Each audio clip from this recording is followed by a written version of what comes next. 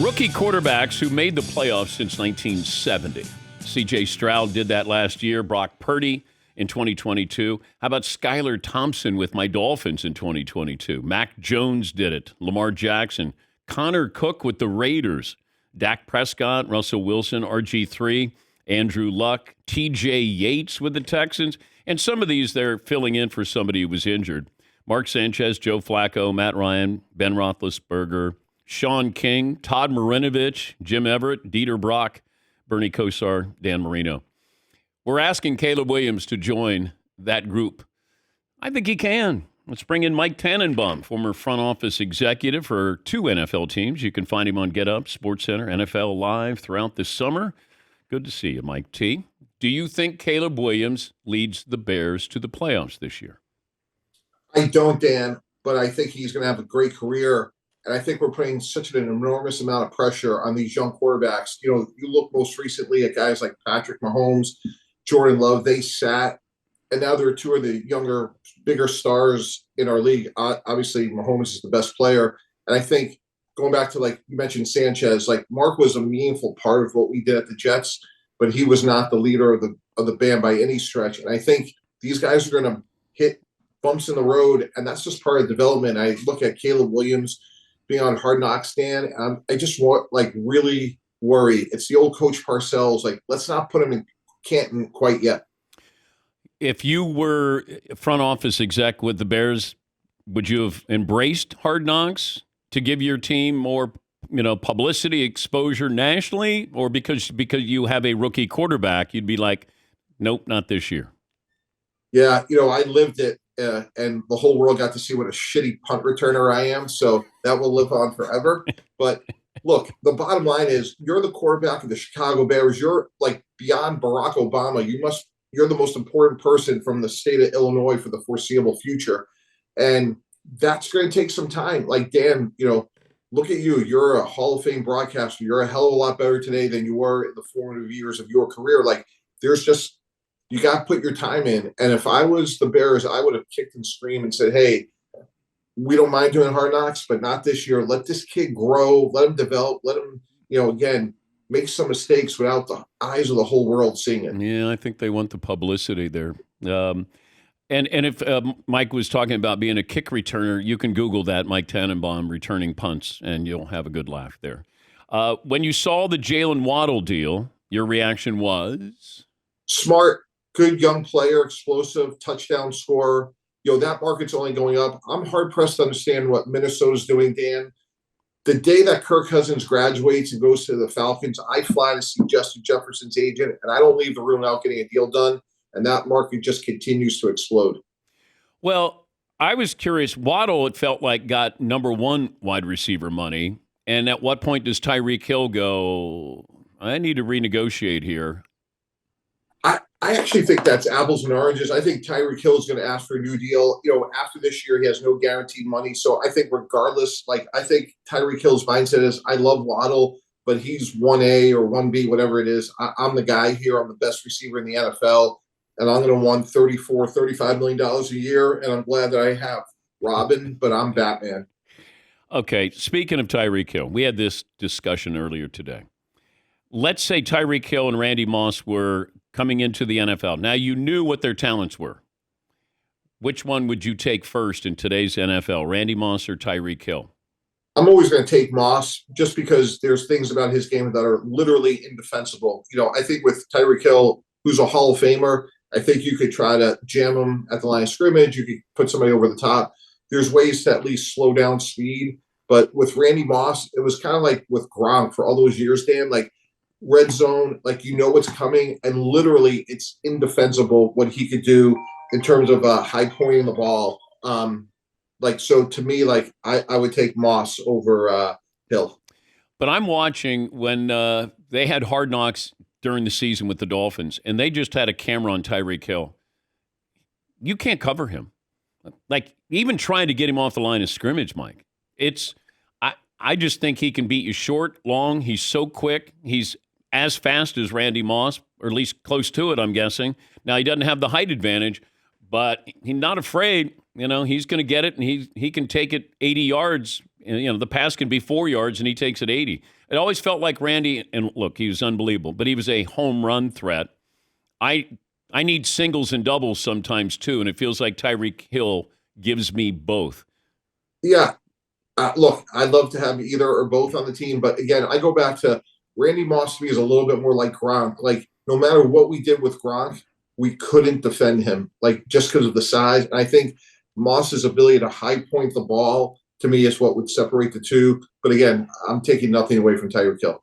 All right, let me go back to the wide receivers here. Jefferson, I thought they might entertain trading him because if you're going to let Kirk Cousins go, now I got Sam Darnold, and you're going to get a rookie quarterback in there. Jordan Addison is, a star in the making as well. But Justin Jefferson, $35 million a year wide receiver, is that where we're starting out? Look, I think that's exactly right, Dan. It's a really fair point. If we were going to move on from Cousins, maybe we blow the whole thing up, take J.J. McCarthy and say, hey, in 2 to 3 years, we're going to be really good and run the Detroit Lion play. Obviously, they did not do that. So, again, I think they're a little bit half pregnant, which was if you're going to keep Jefferson, get the deal done before A.J. Brown, Devontae Smith, now Jalen Waddle. And by the way, the big winner in all this to me is Jamar Chase. He's sitting in Cincinnati, Dan, with his feet up and saying, hey, I'm going to have my LSU teammate do all the heavy lifting, and I'm just going to walk in and tell, the Brown family I need 10% more than, whatever, Justin Jefferson gets, and we're good to go.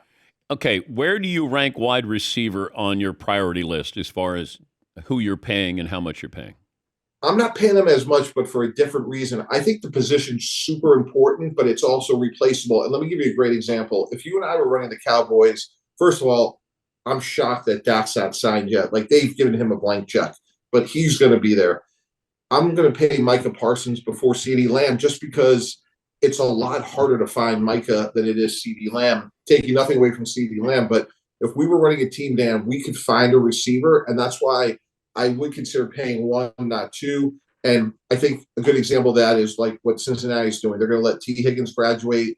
They drafted Jermaine Burton in the 3rd round, and hopefully in a year he's going to, replace Higgins. We saw San Francisco take 2 receivers, Jacob Cowing in the 4th. They took Ricky Pearsall in the 1st round. Presumably they'll let, either Deebo Samuel or Brandon Ayuk go at the end of the year. Talking to Mike Tannenbaum, ESPN front office insider. Let me go back to the Cowboys. Are they in a good situation? If you're the GM of the Cowboys, how do you feel about this season with CeeDee Lamb, Dak, and Micah Parsons all looking for new contracts? They're in a catastrophically terrible situation. Here's why. Dak Prescott's 31 years old. He was 2nd in the league in the MVP, and he has no ability to be franchised. So, Dan, imagine if we were running the Raiders. There's no price we would pay not to go get Dak with some other really good pieces there. Now they have Brock Bowers, Devontae Adams. So it's not what you think he's worth. It's what he could get in the market. And without them drafting a quarterback this year, now look, maybe Trey Lance develops, but let's face it, that's a long shot. You've essentially given him a blank check. I mean, you have to get him signed. He's in the prime of his career, and there's absolutely nothing you can stop him from leaving at the end of the season. Yeah, and it feels like if they don't get – I just don't know why they're not paying him. If Jerry's saying, well, let me see it one more time, like, give me the reason or logic. If you're the GM and you go to Jerry, why don't we have a deal with Dak?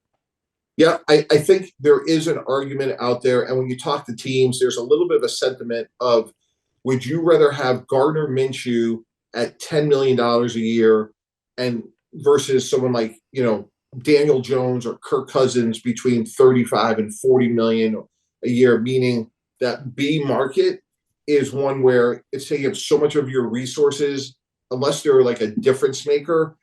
Are we better off just going young or, a Marcus Mariota, a Minshew type? Now, to me, Dak is an A.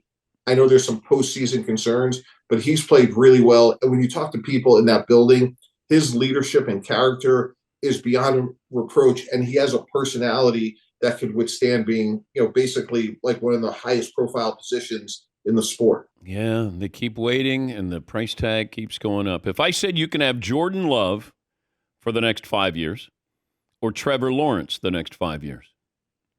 Oh, that's easy for me. It's Jordan Love. I'll put it to you this way, Dan. That's easy. That's not easy. It's easy. Dan, if we were drafting NFL players, I think you and I would agree we'd take Patrick Mahomes number one. I'm taking Jordan Love number two. I've really been thinking about this a lot. Like, who would you take before Jordan Love in terms of youth, ability, and I think his future is limitless. And while I think Trevor Lawrence has ability, at some point, this is the old Belichick, like you should show greatness. And I think what we've seen with Trevor Lawrence is he's shown being good, B plus, but we've seen Jordan Love in 1 year show greatness. He was arguably over the last half of the season, arguably the best quarterback in the NFL. So if we're having a quarterback draft, you're taking Mahomes, and then you're taking Jordan Love. 100%. And I'm not even thinking about it. You could have anybody else, but you give me Jordan Love, I'm set for the next decade. High character, great ability, been fully baked and developed, and I'm not looking back. And by the way, that team is loaded with young skill players. I'm hard-pressed to think that they're not going to be right back where they were a year ago, deep in the NFC playoffs. Look at you. Look at you. Mike Greenberg's probably crying right now because you're saying this on my show and not on Get Up or First Take with Stephen A. ESPN's going to go, hey, Mike T, easy there. Save the hot stuff for our shows. We'll get to that once the NBA finals are over, I'm sure. New kickoff rules this year. Do you draft differently? Like, what's the strategy from a front office executive with the new kickoff rules? Yeah, it already impacted the draft. Talked to a lot of teams about it. What's really interesting, Dan, and again, none of us know, but based on the limited information we have from like the XFL and others, you're looking at a little bit of a different body type. It's really interesting. So, for example, like we talked about Tyreek Hill, the people that they're gravitating to is someone like Cordarrelle Patterson, someone a little bit bigger, sturdier, because I think what you're going to be seeing is someone that has to break a tackle before you get into space. And look, that's just speculation, and I'm not saying it's going to be him, but someone like a Deebo Samuel, someone that's really physical, because this rule is designed to have physicality in a small space so you don't have that high-speed impact. And I think if we're sitting here around Halloween and talking about player X leading the league in kickoff returns, I think it's going to be somebody that has the ability to break tackles. Would you have Tyreek Hill go back if you're the Dolphins? If the game was on the line, I want the ball in his hands 100% of the time. But I also have to be smart to know that it's a 17-game season. Yeah. And let's face it, if it's week 4 and we're on the road against an NFC team, I'm not doing that. And I think, we got to remember, I know he's not a quarterback, but last year 66 quarterbacks started a game. And the health of your frontline players matter. Great stuff. People in Green Bay love you. Yeah, they'll buy me a beer next time I'm in town. So I appreciate it, Dan. Thank you, Mike. That's Mike Tannenbaum, ESPN front office executive, and he speaks from experience. He was a GM for a couple of teams there. How about that with Jordan Love? Okay. And he said, it's easy. When I said, if you were taking Trevor Lawrence, Jordan Love, and he goes, it's easy. I thought, well, he's going to say Trevor Lawrence. All of a sudden, Jordan Love, I go, whoa, okay. That's a 1 year performance from Jordan Love. It's one of those where you go, and this is why I think that Green Bay wanted to move on from Aaron Rodgers a year earlier, is eventually you know what you have. It's just like when they moved on from Brett Favre, they could see what they had with Aaron Rodgers. And then you're like, oh, gosh, Kansas City, you had a situation where you go, okay, Alex is going to take us so far. Look at that guy. When Justin Herbert went to the Chargers and you saw him during training camp, and then you go, oh, my gosh, okay, that guy's going to be your starter. The players see it before everybody else does.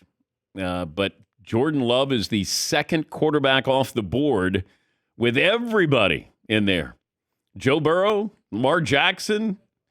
Wow. All right.